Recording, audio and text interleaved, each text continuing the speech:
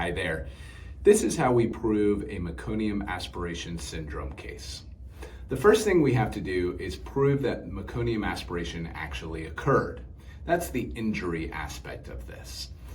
What happens is a baby becomes distressed in the womb. Typically, it's because the baby did not get enough oxygen. It could be because the placenta abrupted. It could be because the umbilical cord tied a knot in itself. It could be a host of different reasons. But the point is that the baby was not getting oxygen. That puts the baby in a mind of distress, and the rectum and sphincter start to relax. When that happens, meconium, or the first stool, actually comes out of the baby. That's not supposed to happen. The meconium then is in the womb, and the baby aspirates it, swallows it. A lot of times what happens is the baby takes it in so much where it gets into the lungs, and then it has to be treated after the fact.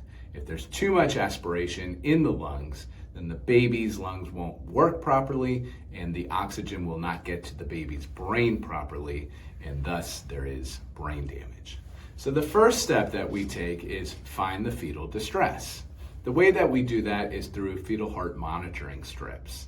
We'll look and see when the contractions were happening and what the baby's heart rate looked like. If the baby's heart rate was dropping or minimal, then we know there's an area of distress, and that's probably what the cause of the meconium release was. The second step of proving a case is figuring out what was the response by the hospital staff, nurses, and doctor. If the response was not emergent and taking the baby out of that situation immediately, then the hospital and doctor was probably negligent in their actions. If that occurs, then we know that not only do we have the injury, but we also have the liability. The next step is the third step, and probably the most crucial, and that is linking the liability, the breaches of the standard of care, the malpractice, linking that up and linking it to the Meconium Aspiration Syndrome and the injuries that occurred. We have to create a timeline. When did the distress occur? When did the injury occur? And why wasn't a response quick enough? Sometimes there are situations where the meconium aspiration occurred and the response was quick enough, and there was nothing for a hospital staff or doctor that could have been done to prevent this injury. The last thing that we do is we take everything over to an expert.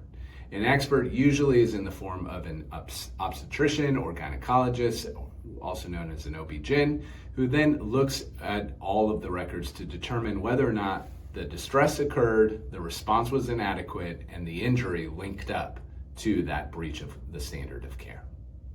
If your child suffered from Meconium Aspiration Syndrome and now suffers from a brain damage due to that meconium aspiration, then you may have a medical malpractice claim, and you should really speak to a medical malpractice lawyer, specifically a birth injury lawyer. My name is Adam Funk, and I am a birth injury lawyer. I'd be happy to chat with you about your potential case.